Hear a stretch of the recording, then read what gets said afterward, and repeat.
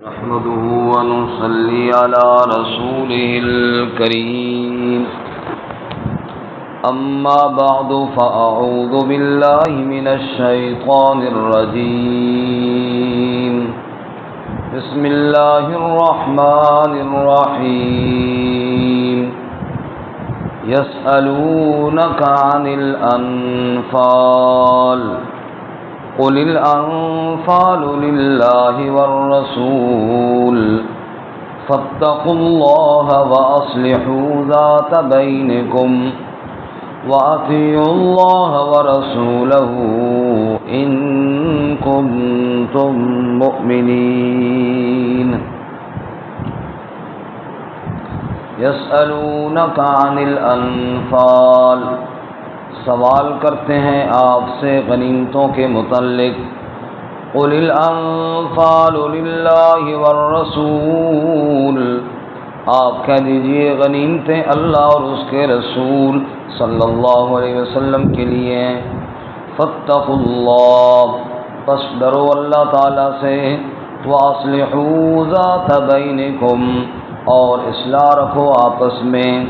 وَأَطِيعُوا اللَّهَ وَرَسُولَهُ، اور اطاعت کرو اللہ کی اور اس کے رسول صلی اللہ علیہ وسلم کی. ان کنتم مؤمنین، اگر تم ایمان والے ہو تو. سبحان ربک رب العزت عما یصفون وسلام علی المرسلین والحمد للہ رب العالمین. اللهم صل على محمد وعلى آل محمد كما صليت على إبراهيم وعلى آل إبراهيم إنك حميد مجيد. اللهم بارك على محمد وعلى آل محمد كما باركت على إبراهيم وعلى آل إبراهيم إنك حميد مجيد. معزز سامعین، سورۃ الانفال کی پہلی آیت مبارکہ آپ کے سامنے تلاوت کی ہے. اللہ رب العزت اس کے مطابق صحیح بیان کی توفیق عطا فرمائے اور ہمیں قرآن و سنت پر عمل کرنے کی توفیق عطا فرمائے. سے قبل گزشتہ سبق میں سورۃ الاعراف مکمل ہوئی. اللہ تعالیٰ اس کو اپنی بارگاہ میں قبول فرمائے اور ہم سب کو اس پر عمل کرنے کی توفیق عطا فرمائے. سننا سنانا قبول فرما کر ہم سب کی نجات کا ذریعہ بنائے. سورہ انفال کا پچھلی صورتوں کے ساتھ ربط یہ ہے، سورۃ الفاتحہ میں مسئلہ شروع ہوا ایاک نعبد و ایاک نستعین، کہ عبادت صرف اللہ ہی کی کرنی ہے. سورۃ البقرہ میں تردید کی کہ جس طرح یہودی گائے کی عبادت کرتے تھے اس طرح نہیں کرنا، عبادت اللہ ہی کی کرنی ہے. سورہ آل عمران میں کہا کہ جس طرح نصارہ آل عمران کی عبادت کرتے ہیں اس طرح بھی نہیں کرنا، عبادت اللہ ہی کی کرنی ہے. سورۃ النساء میں بتایا کہ اللہ کی عبادت کے ساتھ ساتھ معاشرے کی امن کے جو اصول ہیں ان پر بھی عمل کرنا ہے. اس کے بعد سورۃ المائدہ اور سورۃ الانعام میں بتایا کہ حلت اور حرمت کا اختیار صرف اللہ تعالیٰ ہی کو ہے. سورۃ الاعراف میں مختلف انبیاء کے واقعات بیان کر کے ایک تو یہ بتایا کہ اس مسئلے کی بیان میں تکالیف آئیں گی، دوسرا یہ بتایا کہ کامیاب اہل ایمان ہی ہوں گے، باقی سب ناکام ہوں گے. اب جب اللہ تعالیٰ نے مسئلہ توحید کو بیان کیا اور اس پر انبیاء کے واقعات بھی بیان کیے، اس پر عقلی دلائل بھی بیان کیے، جب تفصیل سے یہ ساری باتیں بیان ہو گئیں، اب سورہ انفال اور اس کے بعد سورۃ التوبہ، ان دونوں صورتوں میں جہاد فی سبیل اللہ کا حکم ہے کہ دعوت اور دلائل سے جو لوگ پھر بھی نہیں مانتے اور ضد اور عناد اور فساد پر تلے ہوئے ہیں، پھر ان کے ساتھ جہاد ہوگا۔ چونکہ دعوت اور جہاد ایک ہی سلسلے کی دو کڑیاں ہیں۔ جیسے ہم نے دیکھا کہ ہمارے کئی بھائی یہ مقناطیس لے کر نا گلیوں میں پھر رہے ہوتے ہیں، رسی کے ساتھ باندھا ہوتا ہے، گلی میں پھیر رہے ہوتے ہیں تو لوہا خود بخود کھنچا ہوا اس کی طرف آ جاتا ہے۔ ورنہ دعوت کی مثال تو ایسے ہے کہ آپ نے کلمہ حق بیان کیا، اللہ کی طرف دعوت دی، تو اچھے مزاج اور اچھے طبیعت والے لوگ جیسے لوہا کھنچا ہوا مقناطیس کی طرف آ جاتا ہے، ایسے ہی اچھی مزاج اور اچھے طبیعت والے لوگ حق کی طرف کھنچے ہوئے آ جاتے ہیں اور حق کو قبول کر لیتے ہیں۔ لیکن جیسے پتھر اور لکڑیاں رہ جاتی ہیں، وہ تو نہیں کھنچے ہوئے آتے، ان کے لیے پھر ان کو خود چننا پڑتا ہے۔ ایسے ہی بد فطرت اور بد مزاج لوگ پھر وہ کلمہ حق کی طرف نہیں آتے، پھر ان کے لیے میدان میں اترنا پڑتا ہے۔ کیونکہ قرآن میں اللہ تعالیٰ فرماتے ہیں 21ویں پارے میں ظہر الفساد فی البر والبحر بما کسبت ایدی الناس، لوگوں کی بدعمالیوں ہی سے تو فساد پھیلتا ہے۔ اور اسی طرح سورۃ البقرہ میں اللہ نے فرمایا ولولا دفع اللہ الناس بعضهم ببعض، اگر اللہ تعالیٰ بعض لوگوں کے ذریعے بعض کو نہ روکتا، یعنی بعض مجاہدین کے ذریعے بعض فتنہ پرستوں کو نہ روکتا تو لفسدت الارض، زمین میں اور زیادہ فساد ہو جاتا۔ تو ایسے فسادیوں کی سرکوبی کے لیے پھر اہل حق کو اللہ نے حکم دیا کہ تم میدان میں اترو، اور اگر تم اس راہ میں شہید ہو گئے تو تمہیں عزت عطا کروں گا، تمہارے اوپر میں اپنی رضا کے اعلان کروں گا، اور اگر تم غازی لوٹو گے تم پھر بھی اجر اور مال غنیمت کے ساتھ لوٹو گے۔ تو یہ سورہ انفال اور سورۃ التوبہ میں جہاد فی سبیل اللہ کا حکم ہے۔ سورہ انفال 2 ہجری میں نازل ہوئی، ہجرت کے دوسرے سال، اور غزوہ بدر بھی 2 ہجری میں ہوا۔ گویا کہ غزوہ بدر کے موقع پر سورہ انفال نازل ہوئی۔ یہ پہلا معرکہ تھا حق اور باطل کا، اور اسی وقت مال غنیمت کی تقسیم کا مسئلہ بھی پیش آیا، اور صحابہ کرام نے پوچھا بھی، سوال بھی کیا کہ مال غنیمت کیسے تقسیم ہوگی۔ اس پر اللہ تعالیٰ نے سورۃ الانفال نازل کی۔ ایک تو بتایا کہ کیسے تقسیم ہوگی، اور اس میں یہ بھی بتایا کہ مال غنیمت کے تقسیم کے دوران اصل اختیار اللہ اور اس کے رسول کا ہے صلی اللہ علیہ وسلم، اور اس کی علتیں اور وجوہات بھی بیان کی کہ بھئی کیوں اللہ اور اس کے رسول کا حق ہے، وہ ہم ساتھ ساتھ انشاءاللہ پڑھیں گے۔ سورت کا نام ہے انفال۔ انفال نفل کی جمع ہے، یعنی زائد مال۔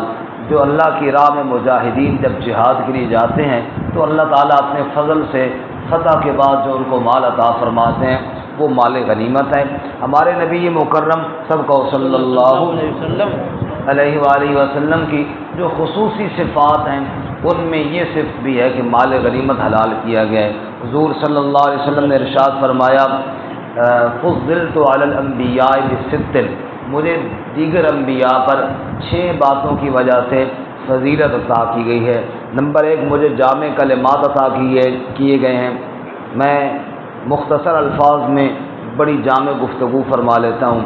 نمبر 2، آپ صلی اللہ علیہ وسلم نے فرمایا بنصرت بالرعب، رعب کے ذریعے اللہ تعالیٰ نے میری مدد کی ہے۔ میرا دشمن چاہے کتنا ہی باہمت اور طاقتور کیوں نہ ہو، جب میرے سامنے آتا ہے تو میرا اللہ تعالیٰ میرا رعب اس پر جاری کر دیتا ہے۔ نمبر 3، احلت لی الغنائم، میرے لیے غنیمتیں حلال کی گئی، یہ خصوصیت تیسری ہے، میرے لیے غنیمتیں حلال کی گئی ہیں۔ پہلی امتوں کے اندر بھی جہاد تو تھا، لیکن مال غنیمت مجاہدین میں تقسیم نہیں ہوتا تھا۔ مال غنیمت کو ایک جگہ پر رکھ دیا جاتا، آسمان سے بجلی آ کر اس کو جلا دیتی تھی، بس یہ قبولیت کی نشانی ہوتا تھا۔ اللہ تعالیٰ نے ہمارے نبی صلی اللہ علیہ وسلم پر اور آپ کی امت پر یہ احسان کیا کہ مجاہدین جہاد کے بعد مال غنیمت ان میں تقسیم کر دیا جاتا ہے، اور وہ مال غنیمت کو اپنے استعمال میں بھی لاتے ہیں اور اللہ سے اجر بھی پاتے ہیں۔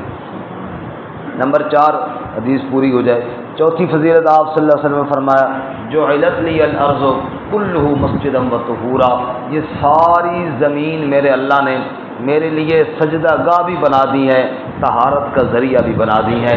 تیمم کریں ساری زمین پر انسان کو پاک کر دیتی ہے، اور نماز پڑھے ساری پاک زمین پر اللہ نے جائز قرار دیا ہے۔ نمبر 5 پہلے نبی اپنی قوموں کے ہوتے تھے، ارسلت الی الناس کافہ، مجھے اللہ نے ساری انسانیت کے لیے رسول بنا کر کے بھیجا ہے۔ اور نمبر 6 وختم بی النبیون، مجھے اللہ تعالیٰ نے صرف نبی نہیں، مجھے اللہ تعالیٰ نے آخری نبی بنا کر کے بھیجا ہے۔ یہ 6 آپ صلی اللہ علیہ وسلم کی خصوصیات ہیں۔ ان 6 میں ایک خصوصیت ابھی ہم نے پڑھی کہ حضور نے ارشاد فرمایا احلت لی الغنائم، غنیمتیں میرے لیے حلال کر دی گئی ہیں۔ اب جب غنیمتیں حلال ہوئی ہیں، ہے خصوصیت آپ صلی اللہ علیہ وسلم کی، اب غنیمتیں تقسیم کیسے ہوں گی، کون تقسیم کرے گا، کیسے تقسیم کرے گا، کس کے حصے میں کیا آئے گا، کس کے حصے میں کیا نہیں آئے گا، تو اس کا جواب یہ دیا کہ جیسے اللہ کا حکم ہو، اللہ کا نبی بتائے، ویسے عمل کیا جائے۔ سمجھ آ رہی ہے جی؟ نیند کا غلبہ زیادہ ہو رہا ہے میرا، کل جہاد بھی شروع بندے کی آنکھ ہی نہ کھلے، سمجھ آئی بات؟ جہاد کی شروع ہو بندے کی آنکھ ہی نہ کھولے، اس نے کیا جہاد کرنا ہے؟ پہلے ہی اللہ معاف فرمائے، امت نے جہاد کو چھوڑا ہوا ہے، تھوڑی بہت ہی آنکھ تو کھلی ہونی چاہیے، سنے تو صحیح نا ذرا شوق کے ساتھ۔ جاگ رہے ہیں نا سارے ساتھی؟ سارے بولے نا تاکہ پتہ چلے کہ جاگ رہے ہیں، جاگ رہے ہیں؟ ماشاء اللہ۔ فرمایا یسألونک عن الانفال، یہ جو ساتھیوں نے جنہوں نے اونچا بتایا نا قاضی صاحب کے علاوہ، ایک تو قاضی صاحب نے اونچا بتایا اور ایک ادھر سے جو ساتھی اتنے دور سے ہیں ترلائی سے ہیں انہوں نے بتایا، ہمارے محلے والے سوتے ہی ہیں، ٹھیک ہے۔ یسألونک عن الانفال، سوال کرتے ہیں آپ سے غنیمتوں کے بارے میں، کس کے بارے میں جی؟ غنیمتوں کے بارے میں، زور سے بولیں۔ یسألونک عن الانفال، سوال کرتے ہیں آپ سے غنیمتوں کے بارے میں کہ مال غنیمت کیسے تقسیم ہوگا، کس کو کتنا حصہ ملے گا، کون تقسیم کرے گا، کس کے حصے میں کیا آئے گا اور کس کے حصے میں کیا نہیں آئے گا۔ قل، کہہ دے میرے محبوب صلی اللہ علیہ وسلم، الانفال للہ والرسول، مال غنیمت کے بارے میں پہلا ضابطہ یہ ذہن میں رکھو کہ مال غنیمت تو اللہ اور اس کے رسول صلی اللہ علیہ وسلم کا ہے۔ کس کا ہے؟ اللہ اور اس کے رسول کا۔ اچھا، اب جناب مال غنیمت میں مجھے تھوڑا ملا یا زیادہ ملا، جب پہلا میرا نظریہ یہ بنے گا کہ یہ میرا نہیں ہے، یہ اللہ اور اس کے رسول صلی اللہ علیہ وسلم کا ہے، بس جب ایک چیز میری ہے نہیں، اب آپ حضرات بیٹھے ہیں، آپ میں سے کوئی بندہ مجھے 100 روپے دے، کوئی بندہ مجھے 500 روپے دے، میرا تو نہیں ہے نا، ہے اس کا ہے۔ اب جناب مجھے کیا ہے، جو 100 روپے دے جزاک اللہ، جو 500 دے تو بھی جزاک اللہ، لیکن اگر میرا کسی نے دینا ہوتا تو پھر تو میں کہتا بھائی 500 کیوں دے رہا ہے، تو نے مجھ سے 1000 لیا ہے، میرا پورا مجھے دے۔ جب میرا مال کسی کے پاس ہو پھر تو میں مطالبہ کروں گا نا پورا دے، لیکن جب میرا نہیں ہے پھر کوئی جتنا دے۔ اس لیے فرمایا پہلا سوچ یہ نہیں رکھنا کہ مال غنیمت جہاد ہم نے کیا ہمارا حصہ ہے، فرمایا نہیں، قل الانفال للہ والرسول، تمہارا نہیں، مال غنیمت اللہ کا ہے، مال غنیمت اللہ کے رسول صلی اللہ علیہ وسلم کا ہے۔ وہ اللہ حکم دیتا، جیسے پہلی قوموں کو حکم دیا کہ رکھو، بجلی جلا دے گی، تو اللہ تعالیٰ یہ بھی قدرت رکھتا تھا، اس اللہ نے تمہارے لیے جائز قرار دیا ہے۔ اب تقسیم کرنے کا حق بھی اللہ تعالیٰ کو ہے، بے شک تقسیم کرنے کا حق بھی کس کو ہے؟ اللہ تعالیٰ۔ اور اللہ تعالیٰ کا یہ حق پتہ ہمیں کیسے چلے گا؟ وہ رسول اللہ صلی اللہ علیہ وسلم بتائیں گے، اللہ کے رسول صلی اللہ علیہ وسلم جیسے بتائیں گے ویسے تقسیم کرنا ہے۔ تو مجاہدین کو سب سے پہلی بات جو مال غنیمت کے متعلق فرمائی وہ یہ ہے کہ تم نے یہ نظریہ رکھنا ہے کہ مال غنیمت پر حق ہمارا نہیں، مال غنیمت پر حق اللہ اور اس کے رسول صلی اللہ علیہ وسلم کا ہے۔ پہلی بات مال غنیمت سے متعلق پہلی نصیحت۔ دوسری نصیحت فاتقوا اللہ، فاتقوا اللہ، ڈرو اللہ تعالیٰ سے، ڈرو اللہ تعالیٰ سے۔ کیا مطلب؟ جب میرے دل میں اللہ کا ڈر آ جائے گا میں کسی دوسرے کے حق کی طرف کبھی نہیں دھیان کروں گا۔ اللہ کا ڈر، اللہ ہمیں نصیب فرمائے۔ یہ تقویٰ جو ہے اللہ کا ڈر، یہ جب آتا ہے پھر انسان دوسرے کے حق سے اپنے ہاتھ کو روکتا ہے. تقویٰ اور اللہ کا ڈر نہیں ہوتا، انسان کہتا ہے ادھر سے بھی آ جائے ادھر سے بھی آ جائے، بس کہیں نہ کہیں سے آ جائے اور جہاں سے آ جائے میں لے جاؤں. دوسری بات یہ ہے کہ اللہ کا تقویٰ اور اللہ کا ڈر رکھنا ہے کہ میرا اگر کسی کی طرف چلا جائے تو خیر ہے، لیکن کسی کا حق میری طرف نہ آئے. رسول اللہ صلی اللہ علیہ وسلم نے ارشاد فرمایا عقل مندی اور دانائی کی بنیاد ہی اللہ کا ڈر ہے. فاتقوا اللہ، اللہ تعالیٰ سے ڈرو، اللہ کا تقوی اختیار کرو. میرے بھائیو یہ ایک ایسا ضابطہ ہے، ایک ایسا اصول ہے، ایک ایسا جناب نقطہ ہے، اگر اس پر ہمارا دھیان اور آ جائے، یقین ہو جائے، اللہ کی قسم کوئی کسی کا حق نہ مارے، کوئی کسی کا مال نہ لے. اللہ کا ڈر جب دل میں آ جائے تو بندہ بیٹھا ہوا ہے دفتر میں، بیٹھا ہوا ہے، مال سارا سرکاری اپنے پاس ہے. فاتقوا اللہ، اللہ کا ڈر ہونا چاہیے. جو دفتر کی چیز مجھے یہاں استعمال کے لیے دی گئی ہے اس کو اٹھا کر گھر نہیں لے جانا، اس کو اٹھا کر رشتہ داروں کی طرف نہیں لے جانا، اس کو اٹھا کر جناب اپنے بیوی بچوں کے پیٹ کے اندر نہیں ڈالنا. فاتقوا اللہ، کس سے ڈرنا ہے؟ اللہ. مال غنیمت کے بارے میں بھی اللہ سے ڈرنا ہے، اور ہر مال کے بارے میں کس سے ڈرنا ہے؟ اللہ تعالیٰ سے ڈرنا ہے. ہمارے اکابرین، ہمارے بزرگوں کے واقعات ہمارے سامنے. دفتر میں کام کر رہے، جو چھٹی کا ٹائم ہوا تو وہاں ہی اگر بیٹھے ہیں تو دفتر کی لائٹ بند کر دی، دفتر کی سیاہی کو استعمال کرنا چھوڑ دیا. فرمایا کہ یہ تو مجھے اجازت ملی تھی اس دفتری کام کے لیے، اب میں بیٹھا ہوں اپنی گپ شپ کے لیے تو دفتر کی لائٹ میں کیوں استعمال کروں؟ یعنی اتنی چیزوں میں وہ احتیاط کیا کرتے تھے. اب تو اللہ تعالیٰ معاف فرمائے کہ جناب سرکاری مال کو یوں سمجھا جاتا ہے کہ جیسے جناب ہماری اپنی جائیداد ہے اور جس کو مرضی میں تقسیم کروں، مجھے کوئی روکنے والا کوئی نہیں. اور جیسے سرکاری دوائیاں وہ اپنے رشتہ داروں میں تقسیم ہو جاتی ہیں، مریض مر رہے ہیں کوئی پرواہ نہیں ہے. اسی طرح بعض لوگوں کو سرکاری پیٹرول جو الاؤ ہوتا ہے اپنے پورے خاندان کو جناب تقسیم کیا جا رہا ہے. تو یہ کیا ہے؟ یہ اللہ تعالیٰ کا ڈر دل سے نکلا ہے. تب خیانت آئی ہے، حالانکہ خیانت اتنا بڑا جرم ہے. چوتھے پارے میں وَمَن يَغْلُلْ يَأْتِ بِمَا غَلَّ يَوْمَ الْقِيَامَةِ، جو کوئی خیانت کرے گا وہ قیامت کے دن سامنے لے کر آئے گا. دیکھو جی چور کی سزا کیا ہے؟ ہاتھ کاٹا جائے. لیکن فقہاء نے مسئلہ لکھا ہے کہ ہاتھ اس آدمی کا کاٹا جائے گا جو کسی بندے کی ملکیت میں سے چوری کرے گا. سرکاری مال جو ہے کسی ایک بندے کی ملکیت نہیں، پوری قوم کا ہے. سرکاری مال کس کا ہے؟ پوری قوم کا ہے، کسی ایک بندے کی ملکیت نہیں ہے. لہذا جس نے پوری قوم کے مال میں سے چوری کی ہے اس کا ہاتھ نہیں کاٹا جائے گا، اسے قیامت والے دن اللہ خود سزا دے. ایک بندے کی بات تو ہے نہیں، یہ تو پوری قوم کی ہے.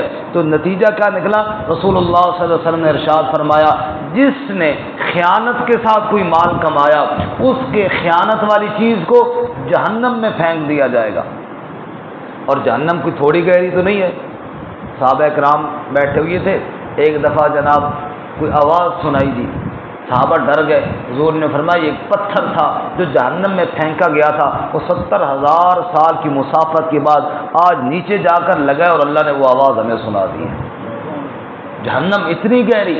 فرمایا خیانت کرنے والی وہ چیز جو کسی کی میں نے خیانت کی ہے اس کو جہنم کے اندر پھینکا جائے گا اور اوپر سے اس خیانت کرنے والے کو بھی پھینکا جائے گا.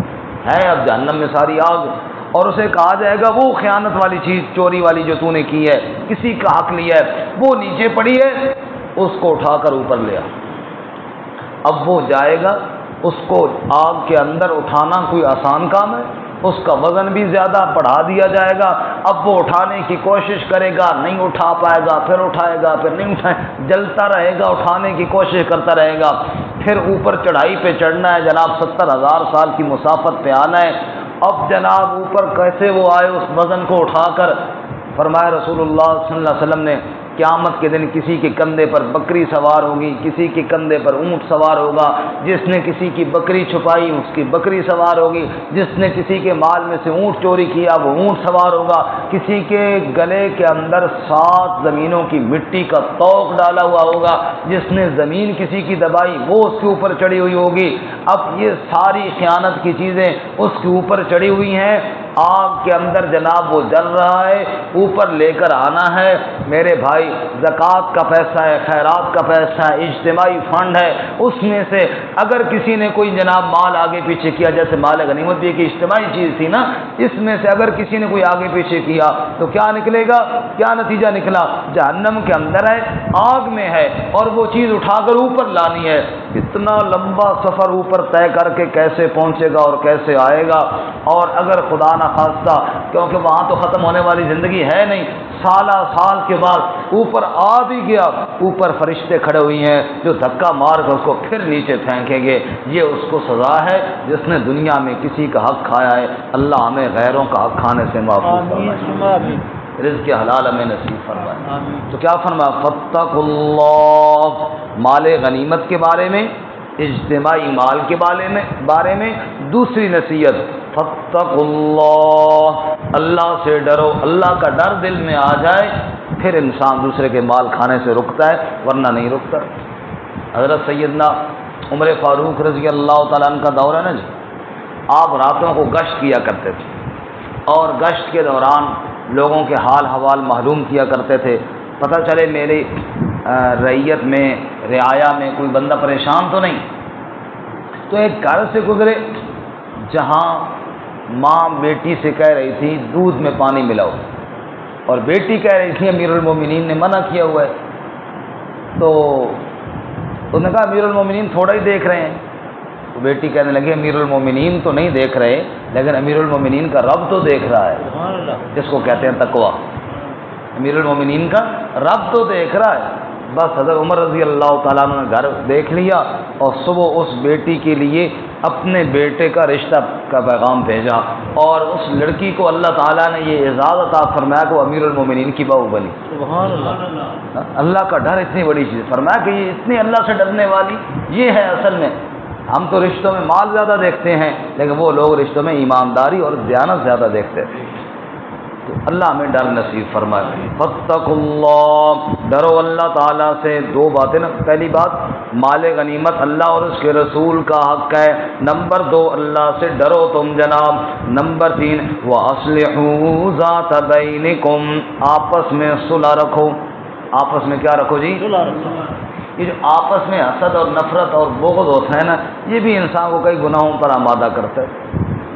اب میری جناب کسی کے ساتھ ناراضگی ہے، ان کے پاس قاضی صاحب کے پاس کوئی مال آئے گا، میں کہوں میرے پاس کیوں نہیں آیا؟ اب اگر میرے دل میں ان کا عزت احترام یا تعلق ہے تو میں کہوں گا وہ اللہ نے ان کو دیا، الحمدللہ، اللہ مجھے بھی دے گا۔ دوسرے کی بات دیکھ کر، مال دیکھ کر، عزت دیکھ کر حسد دل میں پیدا نہ ہو، یہ بھی اللہ کا بہت بڑا احسان ہے۔ یہ بھی اللہ تعالیٰ کا کیا ہے؟ بہت بڑا احسان ہے۔ شیخ سعدی فرماتے ہیں ساری کائنات میں ہر بندے کو بندہ کوشش کرے خوش کر سکتا ہے، حسد کرنے والے کو نہیں خوش کر سکتا، اس کی قسمت میں خوشی ہے ہی نہیں، وہ خواہ مخواہ جلتا رہتا ہے، اپنی جان کو بھی مصیبت میں ڈالتا ہے، دوسرے کو بھی جناب تنگ کرنے کی کوشش کرتا ہے۔ اس لیے فرمایا تیسری بات یہ یاد رکھو، اصلحوا ذات بینکم، آپس میں کیا رکھو جی؟ صلح رکھو۔ آپس میں جب تمہاری صلح ہوگی تو جھگڑا نہیں ہوگا۔ مال غنیمت میں، مال غنیمت کی بات ہو رہی ہے، دیگر تمام مالوں میں مثال کے طور پہ میراث کا مال تقسیم کرنا ہے، وہ بھائی بھی ہیں بہنیں بھی ہیں، تو ایک تو اللہ اس کے رسول کا حق ہے، جیسے اللہ اس کے رسول بتائے ویسے تقسیم کرنا ہے، اور نمبر دو اللہ سے ڈرنا ہے، کسی کا حق میری طرف نہ آ جائے، بہنوں کا حق ہے میری طرف نہ آ جائے، اللہ سے ڈرنا ہے، اور نمبر تین آپس میں بھائیوں اور بہنوں کے درمیان صلح رکھنی ہے۔ اگر یہ اصول اور ان اصولوں پر عمل کیا جائے، چاہے وہ میراث کا مال ہو، چاہے غنیمت کا مال ہو، چاہے مشترکہ کاروبار ہو اس کا مال ہو، جو بھی مال ہو میرے بھائیوں اور میرے بزرگوں، اس کی تقسیم میں کبھی جھگڑا بھی نہیں ہوگا، کوئی کسی کا حق بھی نہیں مارے گا، اگر ان اصولوں پر عمل کیا جائے۔ اللہ ہمیں عمل کی توفیق عطا فرمائے۔ پہلی چیز مال غنیمت اللہ اس کے رسول کا حق ہے، دوسری چیز اللہ سے ڈرو، تیسری چیز وَأَصْلِحُوا ذَاتَ بَيْنِكُمْ، آپس میں صلح رکھو، اور چوتھی چیز اور آخری چیز وَأَطِيعُوا اللَّهَ وَرَسُولَهُ، وَأَطِيعُوا اللَّهَ وَرَسُولَهُ، اور اطاعت کرو اللہ کی اور اطاعت کرو رسول اللہ صلی اللہ علیہ وسلم کی۔ کیا مطلب؟ اللہ تعالیٰ کا ڈر بھی ہو، آپس میں صلح بھی ہو، لیکن بندہ تقسیم شریعت کے حکم کے مطابق نہ کرے پھر بھی غلط ہے۔ جیسے میراث میں ہمارے ہاں ہوتا ہے اکثر جناب، کوئی بھائی جناب وہ زمین پہ قبضہ کر گیا، دوسرے بھائی کو حصہ نہ دیا، یا بہنوں کو تو نہ دیا، کم از کم بہنوں کے حصے کی طرف تو دھیان بھی نہیں جاتا۔ کئی جگہوں پہ جناب زندگی گزر گئی، بہنوں کو حصہ نہیں دیا۔ یہاں پہ ایک آدمی نے مجھے بتایا، حالانکہ بڑا ماشاءاللہ دیندار آدمی، اس نے مجھے بتایا، او جی ہمارے والد صاحب کی زمین ہے، تو میں نے بہنوں کو کبھی گندم دینے سے انکار نہیں کیا، گندم بھی دیتا ہوں، باجرہ بھی دیتا ہوں، جو ہماری فصلیں ہوتی ہیں دیتا ہوں، لیکن وہ ہمارے بھانجے اور خواہ مخواہ کوئی باتیں کرتے رہتے ہیں۔ میں نے کہا آپ گندم باجرہ نہ دینا، ان کی زمین ان کو دیں جو شریعت۔ کہتے جی ان کو کیا چاہیے، گندم میں دے رہا ہوں، فلاں میں دے رہا ہوں۔ میں نے کہا تجھے اس کا ٹھیکیدار تو نہیں بنایا گیا نا، تجھے جو چیز ان کی بنتی ہے وہ دے نا، وہ باتیں کرتے ہیں تو ٹھیک کرتے ہیں، تو کیوں نہیں دے رہا ان کی چیز؟ تو مطلب یہ ہے کہ دوسرے کا حق مارنا، دوسری کی چیز دبانا، فرمایا کہ یہ اپنے طور پہ ان کو کہہ رہا ہے کہ میں سب کچھ دے رہا ہوں، لیکن اس طرح نہیں دے رہا جس طرح اللہ اس کے رسول نے حکم دیا ہے، جس طرح اللہ اس کے رسول نے حکم دیے اس طرح نہیں دے رہا۔ اللہ اس کے رسول کا حکم تو کیا ہے، للرجال نصیب مما ترک الوالدان والاقربون وللنساء نصیب مما ترک الوالدان والاقربون۔ سورۃ النساء میں فرمایا میراث میں مردوں اور عورتوں کے حصے اللہ تعالیٰ نے مقرر کیے ہیں، مما قل منہ او کثر، وہ مرنے والا تھوڑی چیز چھوڑ کے جائے یا زیادہ چھوڑ کر جائے، جو چھوڑ کے گیا ہے اس میں شریعت نے جس کا حصہ مقرر کیا ہے اس کو دینا فرض ہے۔ اس کو دینا کیا ہے جی؟ فرض ہے۔ جیسے نماز کی 4 رکعتیں ہیں، کتنی رکعتیں ہیں؟ 4۔ بندہ 3 پڑھ گئے جی میں نے بہت پڑھ لی، باجی اللہ اسی کو قبول کرے بہت پڑھ لی۔ جیسے وہ بابا جی کو واقعہ میں نے آپ کو سنایا تھا نا کہ طواف کے بعد بابا جی مجھے ملے، میں نے کہا بابا جی کتنے طواف کتنے چکر لگائے ہیں؟ اس نے کہا پترا کوئی 3-4 لائن ہے۔ میں کہا بابا جی 7 چکر ہونے نے، 7 سے کام نہیں ہوتے۔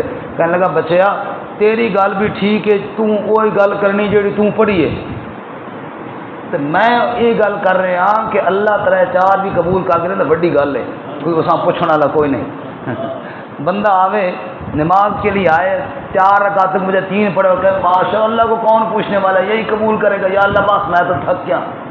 ایسے ہی ہے جیسے بندہ میراث میں ان کو کہہ کہ میں گندم دے رہا ہوں فلاں دے رہا ہوں، لیکن جناب پورا حق نہیں دے رہا جس کا بنتا ہے۔ اللہ کہتا ہے مما کلا منو او کسر، میں نے بتایا جتنا جس کا حق ہے وہ پورا دو، اور یہ فرض ہے تمہارے اوپر، نصیبم مفروضہ، سورۃ نساء میں نصیبم مفروضہ، یہ فرض شدہ حصے ہیں، ان کے حصے ان کو دو مقرر شدہ اللہ نے مقرر کیے ہیں۔ بندہ کہے نہیں پورا تو نہیں دیتا، کچھ نہ کچھ دے دیا اور باقی خیر ہے، فرمایا نہیں ایسے نہیں کرنا، فرمایا پورا حصہ دینا ہے۔ اللہ فرماتے ہیں واطیعوا اللہ ورسولہ ان کنتم مؤمنین، اللہ اس کے رسول کی اطاعت کرو اگر تم ایمان والے ہو۔ تو میرے بھائیو اور میرے بزرگوں 4 باتیں مال غنیمت کے بارے میں اس آیت میں بتائیں۔ کتنی باتیں جی؟ 4۔ یعنی اس کی تقسیم کے بارے میں پہلی بات کہ مال غنیمت پر حق جو ہے وہ اللہ اور اس کے رسول کا ہے۔ دوسری بات تم اللہ تعالیٰ سے ڈرو۔ تیسری بات آپس میں صلح رکھو، اور چوتھی بات اللہ اس کے رسول کی اطاعت کرو، جیسے ان کا حکم ہوگا ویسے تقسیم کرو گے تو پھر جناب کوئی جھگڑا بھی نہیں ہوگا اور کوئی فساد نہیں ہوگا۔ اللہ تعالیٰ عمل کی توفیق عطا فرمائے۔ ترجمہ دوبارہ سن لیں۔ یسألونک عن الانفال، سوال کرتے ہیں آپ سے مال غنیمت کے بارے میں، قل الانفال للہ والرسول، آپ کہہ دیجئے غنیمتیں اللہ اور اس کے رسول صلی اللہ علیہ وسلم کے لیے، فاتقوا اللہ، پس ڈرو اللہ تعالیٰ سے، واصلحوا ذات بینکم، اور آپس میں اصلاح کرو صلح کرو، واطیعوا اللہ ورسولہ، اور اطاعت کرو اللہ اور اس کے رسول صلی اللہ علیہ وسلم کی، ان کنتم مؤمنین، اگر تم ایمان والے ہو تو۔